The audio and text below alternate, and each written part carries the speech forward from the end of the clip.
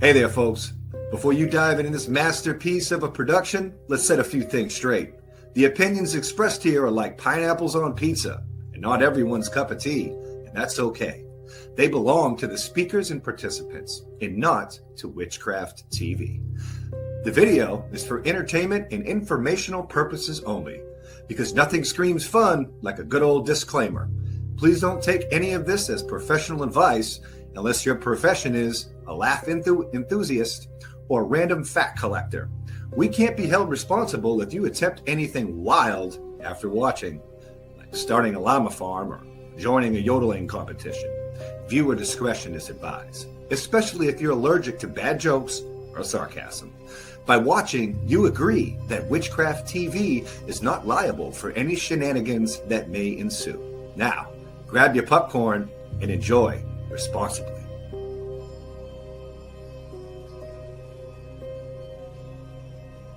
And make sure you keep it right here on Witchcraft TV, www.witchcrafttv.online, where we are fair representation of all pagan, witch, and magic paths.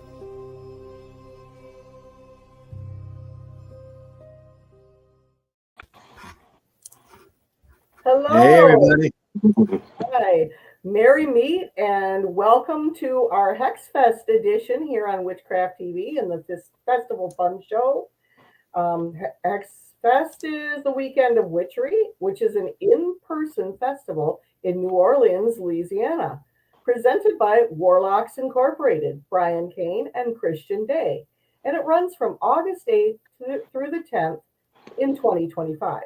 Hex Fest is all about New Orleans, with ambiance of the Crescent City and the Mississippi Delta. Participants stay in the historic, luxurious Bourbon Orleans Hotel and enjoy such activities as a riverboat cruise and ritual, tours of the historic French Quarter, and plenty of time for shopping. The festival itself has classes and workshops presented by notable witches, root workers, voodoo priests and priestesses, and conjure workers. Register now to attend Hex Fest 2025. Today's guest is one of the presenters from Hex Fest, Houngan Sen Jak. Am I pronouncing your name correctly? It's like the H is silent, so like Houngan. Houngan. Okay, that's good to know. Thank you. Okay, we have some questions for you. So marry me, Houngan Sen Jak. Thank you. Welcome to the Festival Fun Show. You're welcome.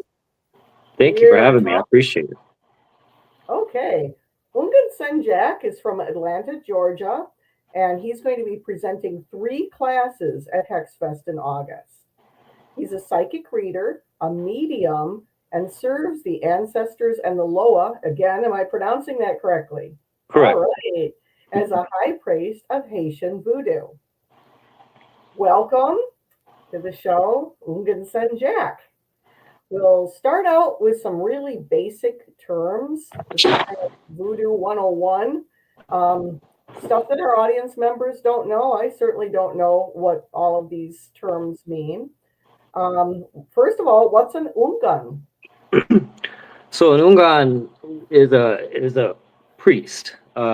There's different levels of priesthood, but an Houngan states a priest, a male priest in particular, just like we have the word mambo, which is a priest for a female practitioner. So Houngan, you have Houngan Supuen, which is essentially similar to like a junior high priest. The initiation takes place in Haiti. It's the same, very similar to what the high priest, which is called an Assogwe, goes through. But there's some other things that happen along that journey. And but that's what that phrase means. There's different levels. There's, the initiate of the house, which is referred to as an unsi. Again, spelled with an H, but the H is silent. Unsi is kind of like the first degree of initiation where one has dedicated themselves to learning the service of the Loa, learning how to serve their spirits. learning who the owner of their head is. It's not a priest, but it does make one a member of the societe, the house. And then, it goes to Supuen, and then it goes to Assogwe. Assogwe is the final step. And not everybody goes through all of them. Some people, do go through all of them. I did. I was a nunci for about a year. That initiation took place, I believe, in 2010, either late 2009 or 2010. And then I was initiated in Haiti for the first time in 2011 to Supuen, where I was, excuse me, I was Supuen for about approximately 7 years. And then it wasn't until 2018 where I initiated again, and that was to the rank of Assogwe, which is, a high priest, essentially. It's the final step. Thank you. What is a loa? The loa are, essentially means spirit. The loa are the spirits of Haitian Vodou. Some of them, were living at some point. Some of them were indeed alive, and became elevated to the status of loa. Some of them, were born spirits. We have many that were born. A lot of them were, and those were like forces of nature in a sense that took on certain human-like characteristics. Definitely not human, but learn to interact with us in ways that we can relate. And some of them were born during certain times in our history. For instance, you have different divisions in Haitian Vodou. You have like the Rada, which are what they call like the cool spirits. Some of these are some of these, the Loa and the Rada nation are, like what I said earlier, were born spirits. You have a lot of raw energy there, very old, spirits of the planet, spirits of humanity, spirits of nature, the forces of nature. And you have, you have Nago, which, are kind of like the warriors. They come from like Yoruba land and those territories. And you see a lot of parallels between those spirits and even certain Orisha because of where they came from, but they're very much different. And you have the Petro, which a lot of the Petro spirits were born during the time of the revolution. They presented themselves during the revolution, which occurred in Haiti, and basically came to the aid of the people there in order to help them fight and free themselves. Petro also consists of a lot of Congo spirits, a lot of, again, like the Rada, very raw, very natural, been here a long, long time. And, you have other nations, that follow that are not as well known, like the Juba, which, we're in the month of that right now. And one of the Loa that's important during this month is Zakamede or Kuzin. He's kind of like the spirit of agriculture, the spirit of farmers. He's the money man. He's the one that keeps us fed, make sure we got all the things we need, help us grow, our wealth and the things that sustain us.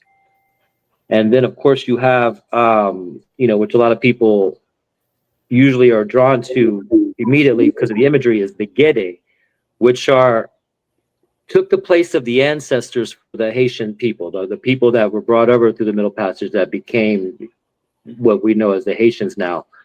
They were brought in as a way for them to honor their past, because you had a lot of people that were separated from their homelands, from their families. And so, as people were born, as the new generations came, a lot of who they were and where they come from was lost and forgotten. So the Gede are the ones that, you see in the imagery with, the skeletal figures with the tuxedos and the top hats. You know, and they're a fun bunch. They're very rambunctious. And, you know, aside from, you know, being able to connect to their ancestors through them, they also remind us of our humanity. They remind us of the things that make us human. You know, the things like having fun, drinking, partying, sex, bad language, all those things. They remind us of that part of our humanity. And, you know, so when they come down, they're extremely flamboyant and with those ideas, very exaggerated with those ideas. They drink things that we normally can't drink. They smoke a lot. A lot of their songs are all about sex and dirtiness and, you know, all those parts that coincide, you know, but they remind us not to take life so seriously, you know, and they're also, you know, fierce healers and fierce protectors of children. So a lot of people will associate them with, you know, a lot of dark imagery, but it's just how they look. We all got skeletons underneath us. We're all bones underneath all this. And that's just how they look. That's how they present themselves.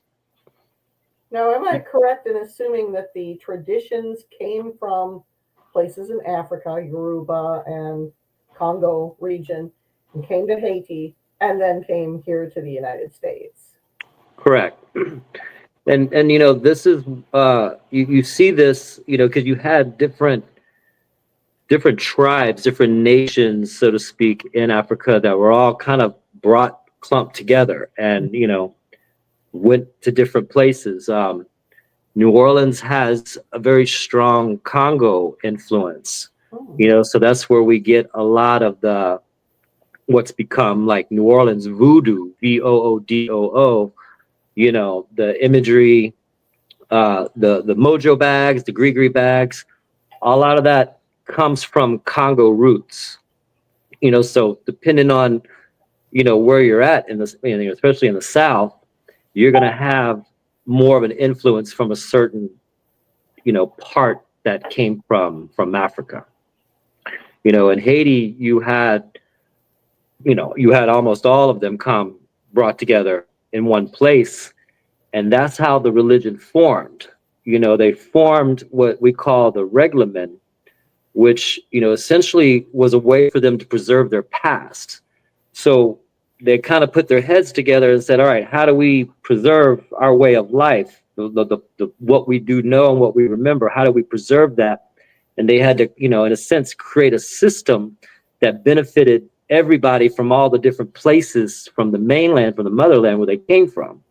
So they create a reglement, which is at its base an order of service, an order of spirits that begins with one nation and ends in the other nation. And a lot of those nations were, you know, in a way assigned to different times of the day, the different times of the week. So that way, everybody, you know, was able to honor their people, regardless of where they came from. And, you know, in a nutshell, that's, you know, how the religion formed. It was a way to preserve their past. And, you know, you had Loa the Loa arrived to the island in the heads of the slaves themselves. That's how they traveled. And then, of course, you had some that were even introduced by the missionaries that, you know, decided to basically join the Haitian side. And, you know, they were elevated as such. And some of those Loa, you know, there were Catholic saints that actually are the saint. Most of them are synchronized with Catholic saints in order to hide what they were doing. But there are a few that, you know, were actually those saints and were elevated to the status of the Loa because they decided to join that side. I had a couple more terms for you to ask about. What is conjure? So conjure, you know, like root word, like hoodoo, you know, it's called something different depending on, I guess, the region. You know, I was born and raised in Baton Rouge, Louisiana. Almost all my other family's from New Orleans, but if you're from Louisiana, you're exposed to some of that one way or another. It's hard to not see it. But that system, you know, not necessarily a religion, but it rose, you know, out of a need, for a need to better their situation, to, you know, survive the torments of slavery. A lot of what we see now in conjure and root work didn't look like that back in those days. You know, they didn't have certain things that we use in conjure today. You know, like, for example, I was talking to my god sister the other day, and she's got, you know, some strong roots in some of those families and some of those places where conjure developed, or hoodoo, whatever you want to call it, developed. And, you know, for example, you know, a lot of people are familiar with honey jars or sweetening jars. Mm-hmm. And, you know, she made a good point. She's like, you know, they didn't have honey. They didn't have access to it. The masters of the plantation did. Honey was a luxury. Mm-hmm. And so, you know, she made a point, like, you know, if a slave was caught with honey, you know, I mean, God knows what would happen to him. They didn't use stuff like that. They used what they had available. You know, so what they actually probably used was like sugar or pieces of cane sugar, you know, things like that mixed with water. Now we kind of put together a new list of ingredients because, you know, we've got a lot of things available to us. But in the earlier days, that practice came out of a time of need and pain and persecution in order to, you know, make their lives just a little bit more tolerable, a little bit better, a little bit easier. And God knows there's nothing easy about it on any level. But, you know, for instance, like, you hear stories about, you know, conjure being used to be able to work in the house versus the fields. Oh. You know, gaining, you know, a better master, so to speak. I hate that word, you know, but, you know, whatever, you know, just to be able to have some kind of a slight, you know, difference in what other people were going through. And so they utilized that to fight the people that were hurting them most, to make their lives, just like I said, slightly a little bit easier, to gain some kind of upper hand on any level. It didn't matter.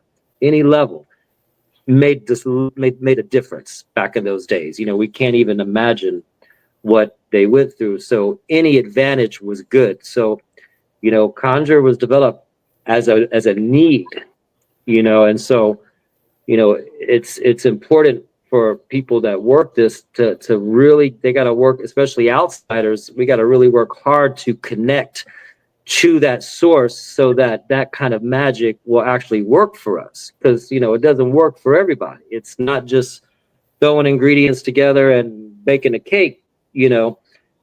The way I learned it, you know, I mean, a lot of people in Louisiana, we got a lot of different bloodlines, you know, and you never know who a person's ancestry is, you know, ancestors are. You never know. We got Mexican. Louisiana, man, we got a little bit of everything in us.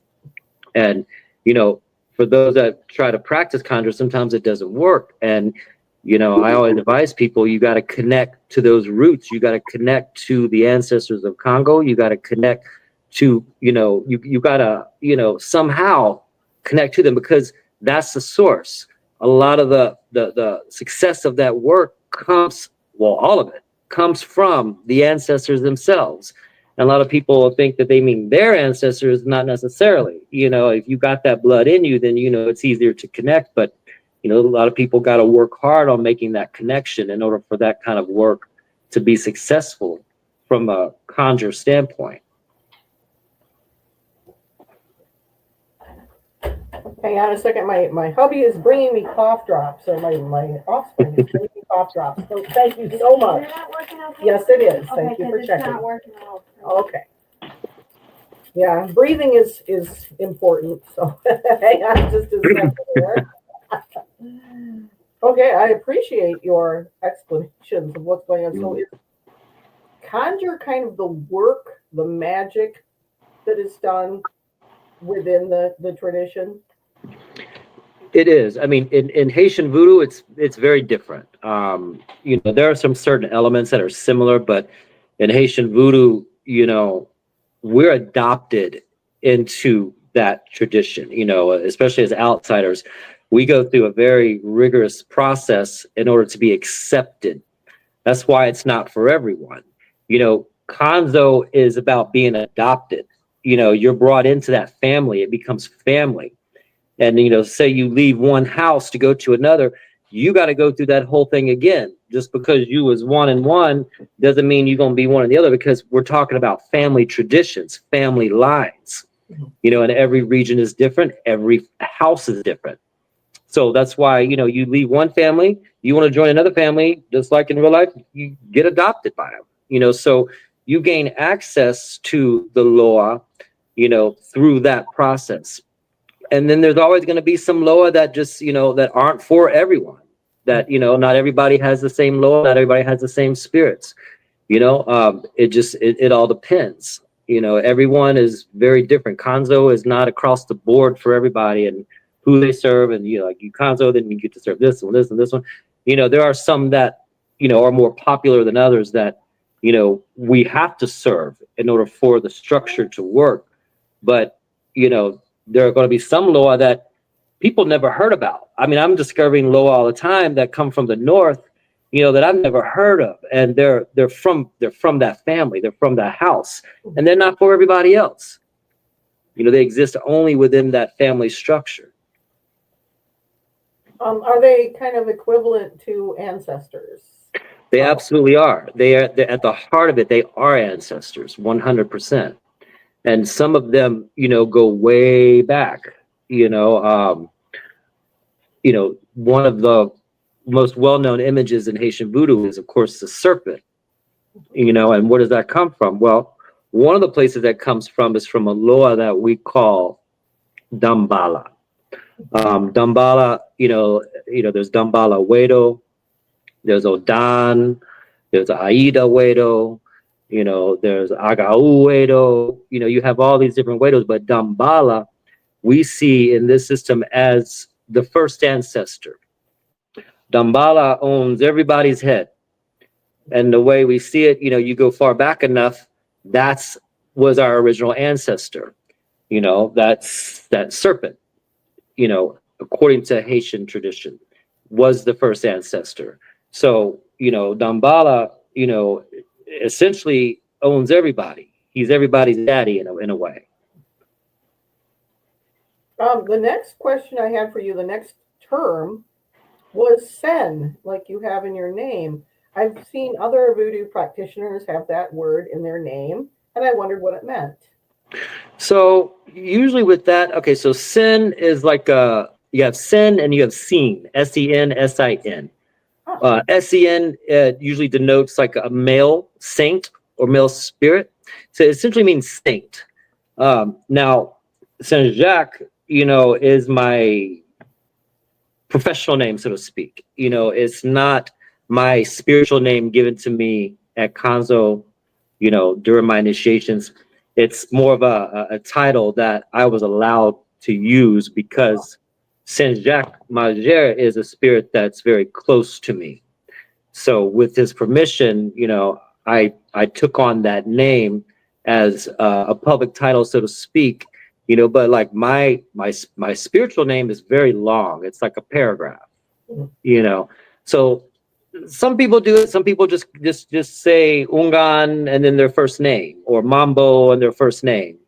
Houngan Billy, my first name. William is my birth name. It just didn't ring to me. And so, my godbrother, / Papa Kanzo, who y'all know as, Hoodoo Sin Moise, he and I had this discussion earlier on when I started doing more stuff in the public, and he's like, what about Houngan Sen Jak? I was like, well, what about it? Who am I to take on that name? I need permission for that. And so I got permission for it. So because that spirit is very, very close to me, has been for a very, very long time, that's the name I take on. I live by him. I live by his word and by his authority and his guidance. And, he's someone that I look up to, that I strive to be more like. So you'll see people use the Sen and the Sin, and not everybody does, but it's a little common, I suppose. Okay, thank you for explaining all the terms. I very much appreciate this.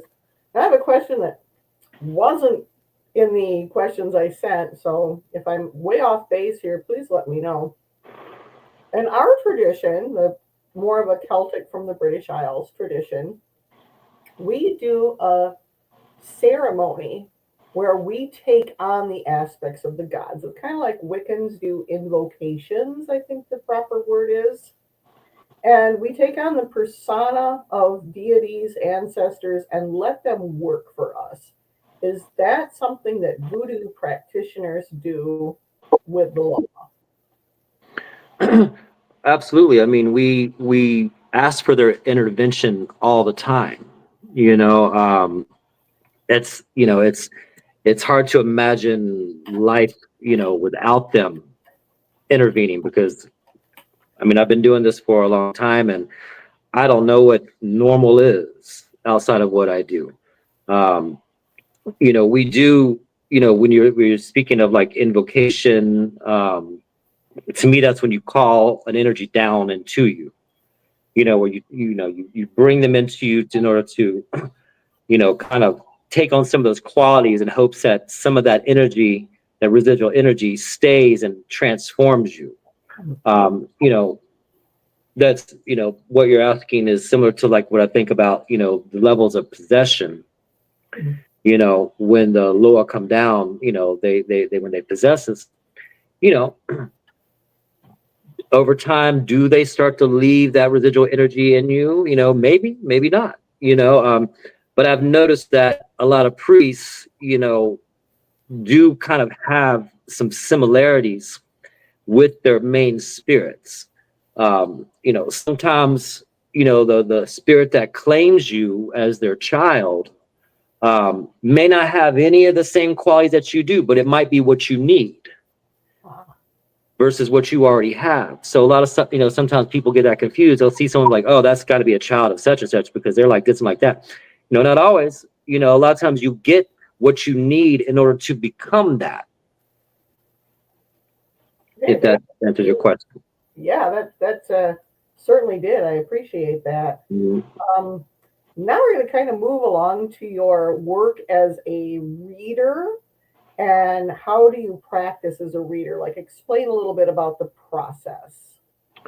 I do it in different ways. It depends on what, someone is needing. If someone is needing to consult me, about the Loa, or if that's a path for them, the reading is very different. I use, more the Haitian Vodou method, which, in Haitian Vodou, our system of divination was actually lost. It's not like, in Ifa or in Lukumi where you have, a Rumula that's consulted and you have the Dilogun, through the shells, and there's a couple other things that they use for that. The system in Haitian Vodou was lost. The divination was lost.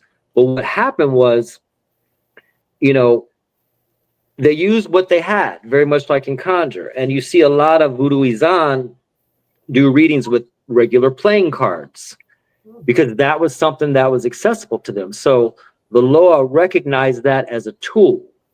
And different cards have different meanings. The different suits represent different nations, like the nations I was speaking of earlier.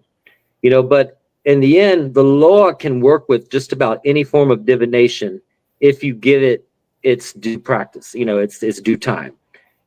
Some people use tarot cards, some people use, the playing cards. I use the playing cards whenever I'm consulting the Loa because that's the tool that they're familiar with. And, it works for me, and not everybody's good at it. There's meanings and then there's not meanings, and it's you put them down, you either see it or you don't, but the Loa can help you and assist you in just about any type of divination that you choose.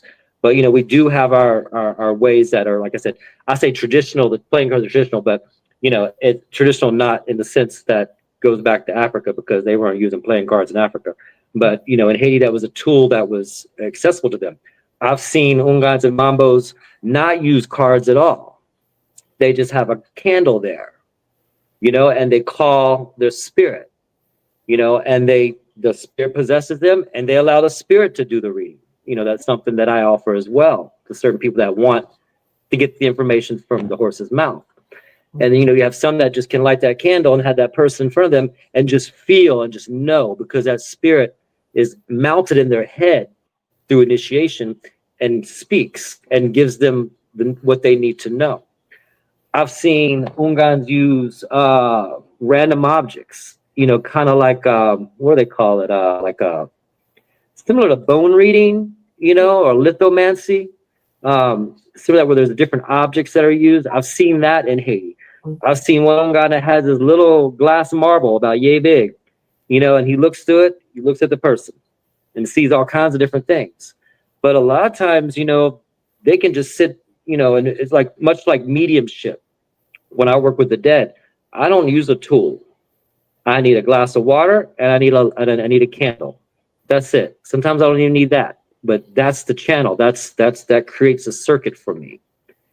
And then I call on my guides, my dead, the dead that work with that side of us, as acts as kind of like an intermediary to bring those answers. And, without her, I say her because the main one I work with is a she, it would be like me in a room and getting, bottlenecked by millions of people. I got to say, all right, pick 3 people from that entire sea of people that have the most important thing to say to this child in front of me and bring them forward. Everybody else, you got to wait in the waiting room. You got to shut the door. And so I leave it up to her to bring those dead that are forward that have the most important, most beneficial things to say. Otherwise, you got things coming in that just want to live vicariously through the person. And you might be getting messages and telling them to do things that is not for them, but for that dead. That really ain't got no business giving advice. They weren't good at giving advice in life, and they sure as hell not going to be good at giving advice in death. So we rely on our guides to pull those people forward. So that's really how the divination works for me. I do tarot cards. I've been practicing with tarot cards since I was a young teenager. It makes sense to me. I have, when we conzo, we bring certain things into the ceremonial chamber, which is called the jevo, so that it connects to us. It connects to our head, and one of the things I brought was a deck of tarot cards, my deck of tarot cards that I've used for a long time, and my deck of playing cards, so that I can use both. So even if I'm not doing, a reading with the Loa, I still have that tool that connects me to them in that way, so they can still help me interpret. Because I'll look at it, the tarot cards, and what that traditionally means is not necessarily going to mean what I'm seeing and hearing in that moment. So I rely heavily on my spirits and, being the Loa, being the dead, in order to translate that message for me, regardless of what's in front of me. So this is the kind of like dumb question you ask a rock star, like what's your favorite color? What's your favorite tarot deck?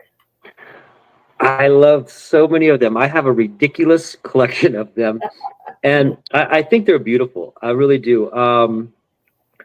One of my favorites is one of my recent favorites is the Heaven and Earth deck. It's very moody. It's kind of misty and dark and kind of dreamy. It's traditional Rider-Waite, but I don't know. There's something about that one I like. I like the Cosmic tarot deck too. I got that one actually at Kirk, or Hoodoo St. Louise's shop when he was in New Orleans, when he was still alive. That was a deck that I got. And I like that one because it has a little bit of an 80s vibe to it. And I was born in 76. I love the 80s, and so it has like some of that kind of imagery, and I really like it a lot. There's so many, I have the one that I've used the most is just a standard Rider-Waite. I forget what it's called. It's just a Rider-Waite, but the colors are slightly more vivid, than like the one that has like that plaid kind of pattern in the background. This one is, I forget what it's called, but I've had that one probably the longest. And, you can look at it and tell it's been through it. It's been passed a lot, it's been worked a lot. Oracle decks, I never, got into a whole lot with them. There's a couple that I have that, that I've kind of played with, messed around with, but some of them, sometimes I'll bring it 2 or 3. One of my favorite is the Deviant Moon deck. Those cards just speak. They speak so easily. I enjoy the the artwork on that deck very much. I don't venture too far out, the traditional, I say traditional, the standard Rider-Waite imagery. If it gets too busy or too fluffy or too whatever, I get distracted. I like, cross the board imagery. This is this, Aleister Crowley's the and I never know if I'm saying this right, the Thoth deck, is one that I enjoy too. More so not for doing readings for other people, but more so like for myself. I've enjoyed that deck quite a bit. Let me think, but I have so many. There's one that I saw recently on a reel. I'm like, oh man, here we go, take my money.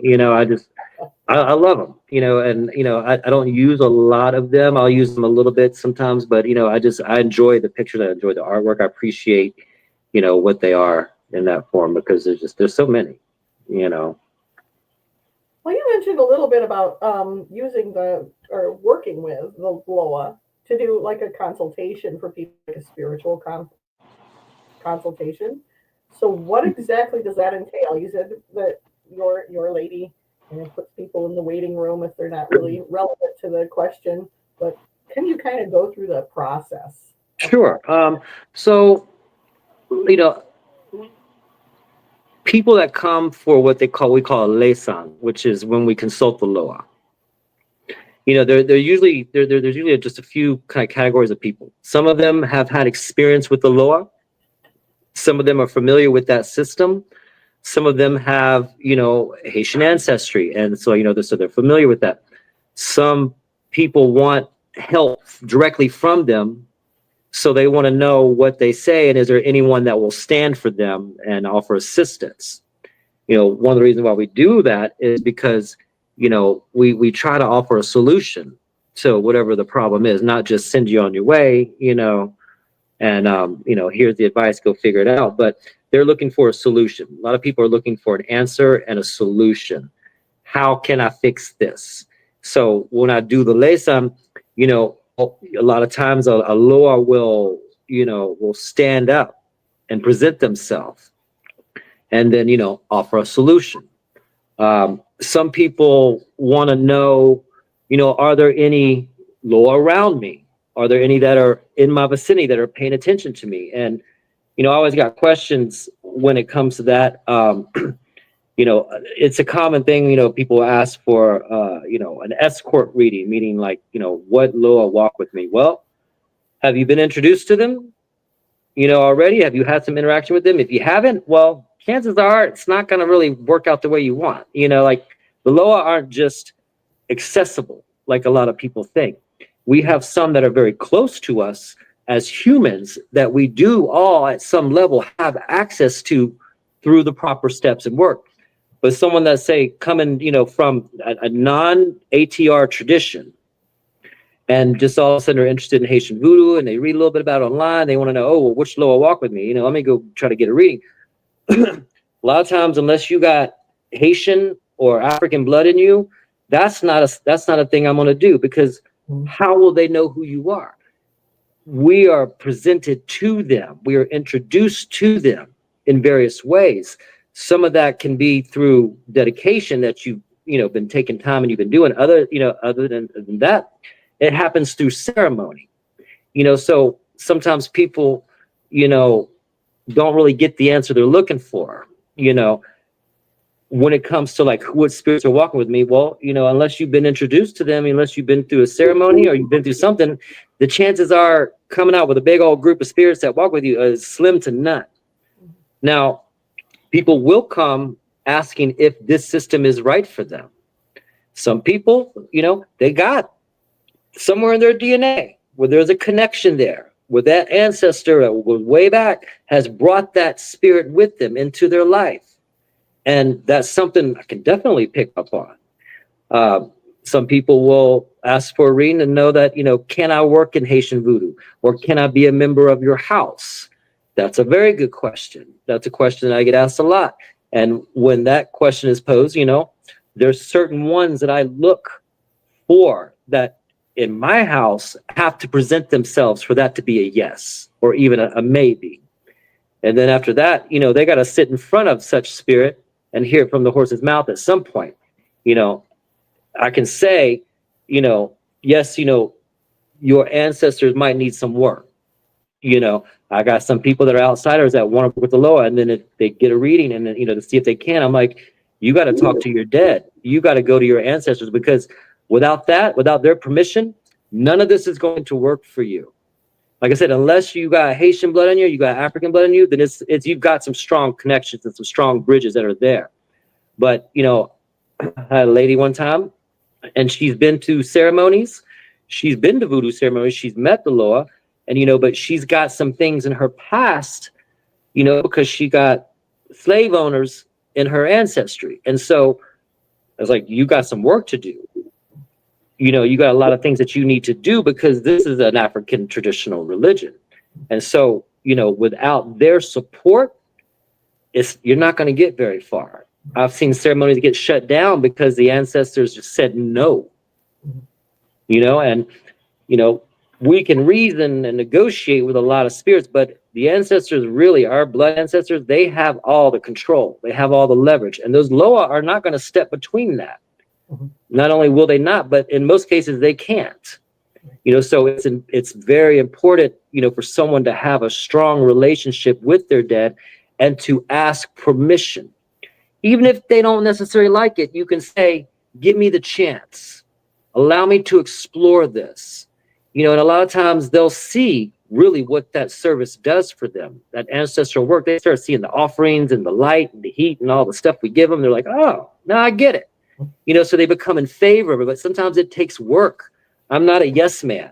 I am 100% not a yes man. I don't give a damn. You know, it's either for you or it's not. If there's a bridge that can be built, I'll help you build that bridge.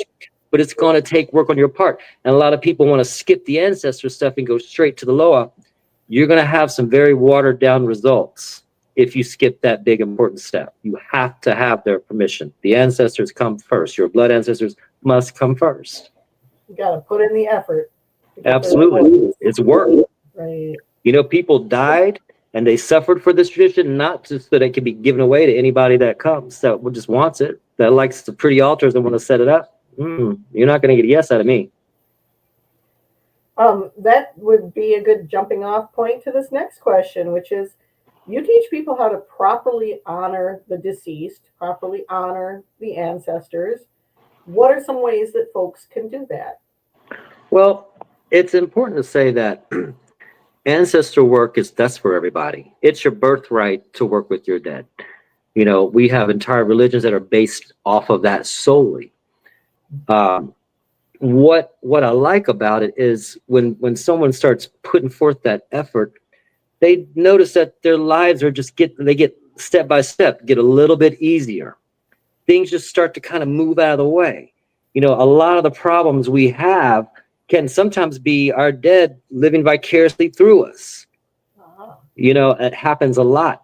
So when you give them the things that they need versus taking it within yourself, you can appease a lot of things, a lot of people. You know, and so, you know, when it comes to working with the dead, you know, there's some essential things that we use that connect us. One is water and fire. The other one is fire. Those two things together create this beautiful circuit which connects us to that realm. So those things must be present. Some people include like a cross or, you know, a crucifix or something in the shape of a cross. It's not about the religious symbology of that. It's about the crossroads, you know, and sometimes people will add that to the glass of water. They'll set it in it. They'll set it on top. You know, that also kind of moves on into a different type of tradition, but it is something that some people do to help build that circuit. And it's important to know who your dead are. You know, what are their names? How far back can you go? If you can't go back further than the last 2 generations, that is fine. But it's important for people to do the research, you know, and talk to the elders in their family. You know, that's what I did. I talked to the elders of my family. Who do you know? Who do you remember? Tell me. And I went back as far as I could based off of their knowledge. And then when I hit that stopping point, you know, that's when you do like an ancestor project or a geonome, something that you see what regions they come from. So then you start to think about what foods did they eat? What are some of those traditional things that they ate? You know, because you can talk to, you know what your grandmother probably liked, you know what she cooked, you know what maybe her favorite flowers were, what perfume she wore, what she liked to drink. That's easy. But when it comes to those who are unknown, we don't just dismiss them. We speak the names of those who we know on our mother's side. We speak the names of those who we know on our father's side. And then we show honor and respect to those whose names we don't remember or don't know or that have been lost to us. You do like an ancestry type deal, you're going to know that, okay, I got people from this land, people from this country. All right, so what did they eat? What are some of the traditional things that they ate way back in the day? You learn those things, you learn their songs, you learn their customs and their prayers, and you start incorporating to that just as you would someone that you do know and you know everything about. You know, so it's important to know that. And if you come from an adopted family and you have no clue, again, that's fine. There are ways around that. You know, a little personal story. My father's side is Italian. They're Sicilian. My father was adopted. Okay. He and his brother were found in the swamps of Bayou Sorrel and adopted by the Rizzutos because my grandmother, you know, had trouble with kids of her own. And, you know, she was real close to the governor and the mayor of New Orleans and all that. They, you know, Sicilian families run deep in the South, and all the things that come along with that are part of my family as well. But she adopted those two boys. They were found. My father was feeding my Uncle Johnny, you know, bread and water, soaked in water. You know, they were really young. And, you know, my father didn't know for a long time who his birth parents were.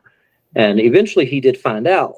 And I got some information from him, and I knew the names. His birth mother was still alive, and I believe she still is. But his father had passed on.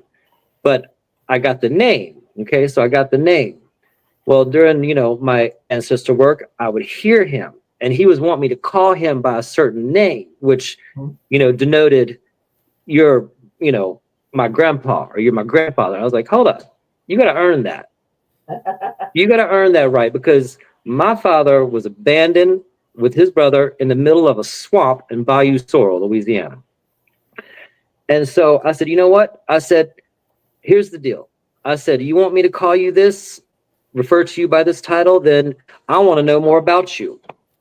I said, I want to learn more about who your past is, who your ancestors are, who you connected to, so that I can work with them and know more about myself. And so come to find out, you know, that man had 28 kids. Whoa. Okay. And I connected with two of his eldest daughters, found me on MySpace back in that day. And they grew up with their parents, so they had a lot of information. I said, you know, you connect me to someone, one of your kids. I said, you did all this. But Mr. Father Abraham had many sons. I said, you did all this. You know, I said, this is your doing. I said, so you want me to refer to you by a certain thing? You want me to give you certain things and certain privileges in my service? Then you're going to let me know more about you. So I connected with these two, you know, aunts of mine, long lost aunts. And I learned a lot about him. And that happened in a very short period of time, within a month's period. They found me and just saw my last name. They're like, are we related to you? You know, like, we know that our brother was adopted by a Sicilian family in New Orleans. You know, are you his, you know, Bill's son or whatever? You know, like, yep. And so I learned a lot of things from them. Didn't have any more conversations with them after that. They lived in Bayou Sorrel, same thing. But when that happened, I went to, you know, my father's blood father, and said, all right, you earned it. Now I'm going to do this for you. And so, you know, that in a sense, like, elevated his spirit, knowing that I've been able to do things to elevate him, you know. And he you know, he was a player. He was definitely a ladies' man. And, you know, he left a big old mess. And, you know, somehow my father and his brother got just tossed away, you know. But it's important that people learn as much as they can about their past. It's important that even if you don't know about them, you still acknowledge that from which you came from. Because when we do that service As we elevate, they elevate. As they elevate, we elevate. It's kind of like a circular. Yeah. So, we give them food. So one of the first ancestral service I did, once I did my ancestry.com thing, I went and I learned how to cook a traditional meal for every single one of my bloodlines, like old school stuff. And I'd spend an entire weekend prepping, getting things ready ahead of time, letting it sit, do its thing overnight. And then I had this massive table, all these plates of food. And then I had my plate, which had a little bit of each. Okay. And I sat there and I ate dinner with them. And I talked to them. And man, the dreams that followed that night were incredible. And so when we give them food now, when my mother was living with me, she's a living ancestor. She eats first. So I feed her first. And then I make a little small plate, just like I made myself a small plate with a little bit of each of those foods or whatever we have for dinner. And I present that to them. And I put that down with a little candle nearby. And I tell them what it is that I made. I prepare it the way I would eat it. In a lot of cases, when you make food for your ancestor, your eguns, you spice it up, you do the things to it that the way you would eat it, or the way they did. If you don't know, then you make it the way you would eat it. So when I'm making, if I have jambalaya or I have, gumbo, I'm spicing the frick out of it, lots of heat. I like a lot of heat, and that's what I give to them. And sometimes I'll still do that thing where, if I'm home by myself and I've got dinner and there ain't nobody else around, I'll sit there with my plate and I'll just sit down on the floor and what's up, y'all? This is what's going on this week. This is what's pissed me off. This is what I need help with. I got this family member that's going through this. What the hell is wrong with them? You do this for not just for yourself, but for the benefit of everybody. So it benefits too. It's a two-way street. Absolutely. Awesome. I hate to say this, but we've only got 10 minutes left. So first, I want to talk about your classes for a moment here. Houngan Sen Jak, to pronounce it correctly, will be presenting these classes at HexFest. So Papa Legba, the Gatekeeper of the Spirits, Mojo Hands, a Power from the Ancestors, and Exploring the Magic of Haitian Vodou, Stories and Structure. So that all sounds just really fascinating. So come to HexFest and take classes. It's going to be a lot of fun. I feel like some of these, the magic of Haitian Vodou is really a bunch of stories and personal eyewitness accounts, things that I've done, things that I've seen done in Haiti. There's going to be stories in there that strike the imagination in a way that people have never imagined. It's stuff that you see in fantasy. I've seen with my own eyes, So magic is just something about these cultures that have been put down the way they have, that have things that the rest of us just know nothing about. And I have seen some things that just made you go, what? Did I just see what I just saw? And but that's always a fun one. People love the stories, and I've been to Haiti more times than I can count, and I've gone just to go. And I miss going. There's a lot of things going on in the country right now that have prevented me from being able to travel there safely. But I love going just because you don't experience. There's nothing that compares to experiencing voodoo, the Loa ceremony in Haiti. Things happen in Haiti that just don't happen anywhere else and will not happen anywhere else. So that's a fun one. Legba is important because he is one of the most well-known, I believe, and there's a lot of misconceptions about him. And a lot of people kind of put him in the same pot as other spirits, which he's a separate entity, and he's very important. New Orleans, he's very well known in New Orleans, and New Orleans voodoo has a tendency to kind of clump everything together. So what I want to try to do is present this through the lens of Haitian voodoo from whence he came. Not Elegba, not Elegwa, not Eshu, not Ganesh, none of those other ones that have the same role, but not the same spirit. They're all individual. So I want to present really who he is through the lens of Haitian voodoo. Not necessarily how to serve him or how to work with him. That's something that I teach to the individual if it's for them. But I will, I want to clear up the misconceptions, the judgments. Hollywood has done a number on this poor man. You know, there's been a lot of things that have just created all kinds of, you know, things about him that just aren't true. But to really present, you know, a plain picture of him, some people are going to have or have had experiences with him, you know, and have already worked with him. In a way, this will help them fine tune their service to maybe bring it up to the next level. You know, so I'm hoping that inspires people to understand him more, to know the truths, the non-truths, you know, and to maybe learn a little bit more about him.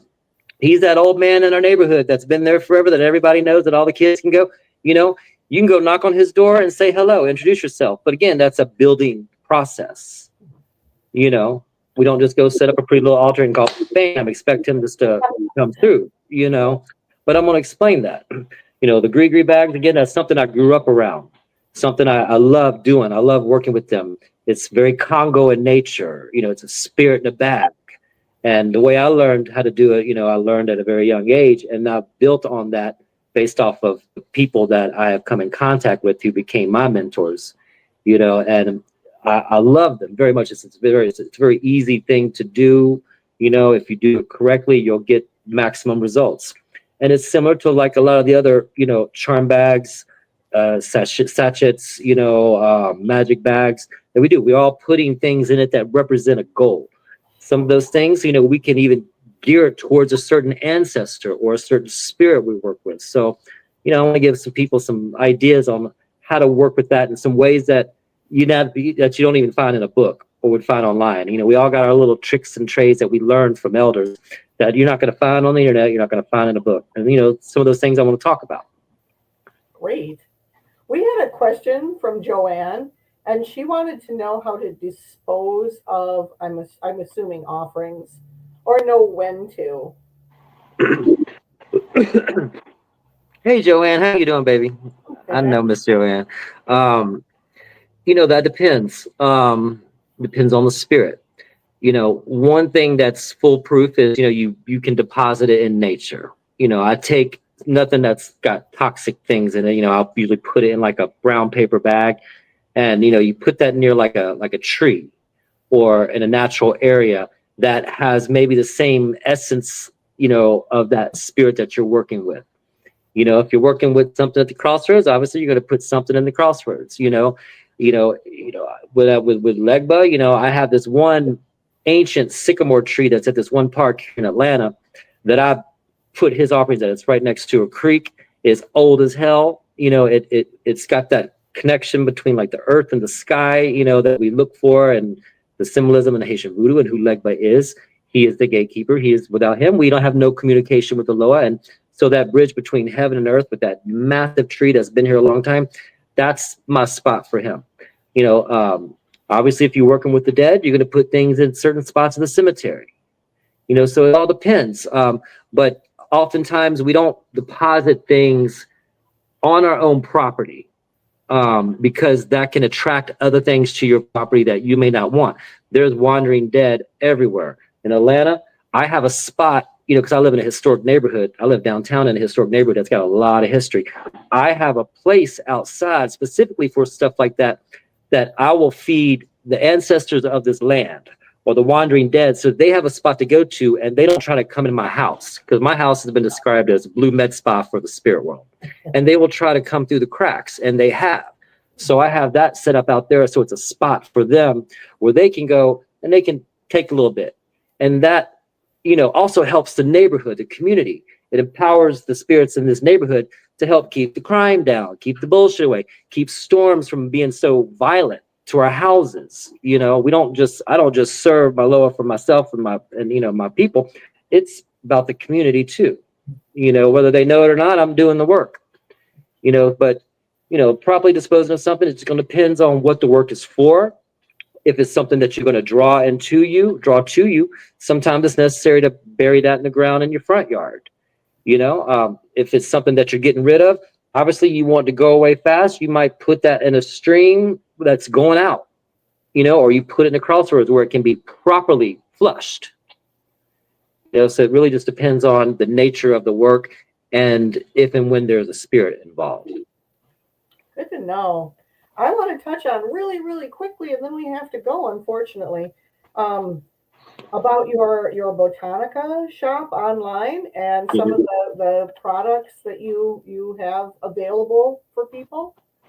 So some of the stuff that's there, when I was going to Haiti regularly, I was bringing back a lot of stuff, particularly Haitian supplies, because it's not always easy for them to get. A lot of the Haitian botanicas don't have websites. They old school. Right. You know, you got to go there. You call them, you know, good luck if they speak English, you know. So a lot of people that need, you know, the plants from Haiti. I grow a lot of the Haitian plants. I brought back cuttings and I have them growing here. Powders are a big part of our system. A lot of those tools are important, but I haven't been promoting them as much because I haven't been able to properly replenish my stock since the war is going on in the south part of Haiti. But I do offer, you know, custom made oils, candles. I need to tweak that part of my website a lot. It actually needs some love. It needs a lot of work. But because there are some things that aren't on there that I could offer. But, you know, a lot of there are products on there that are Haitian that, you know, if I have a lot of them, you know, like the powders and the herbs, if I have a lot of them, I'll still, you know, pass them on. You know, but I got a lot of Houngan and Mambo that live over here that have trouble getting those things because they don't have the same kind of connections, you know, that I have in Haiti, and they just can't get certain things, you know. So that's really where those products come from. There's some conjure products on there, like the oils I make. I love making my own oil blends, and I still have those if anyone is interested in those. I got powders. I got some herbs, but like I said, some of them I'm reluctant to part with unless, you know, if you're a priest and you know, you need, then I'll help you out. But a lot of those tools, you know, aren't as readily available for me to just replenish right now. Right. Well, let's hope that the situation Yes. becomes better very, very soon. Yes. Yeah. Well, I really appreciate you coming on the show. Houngan Sen Jak.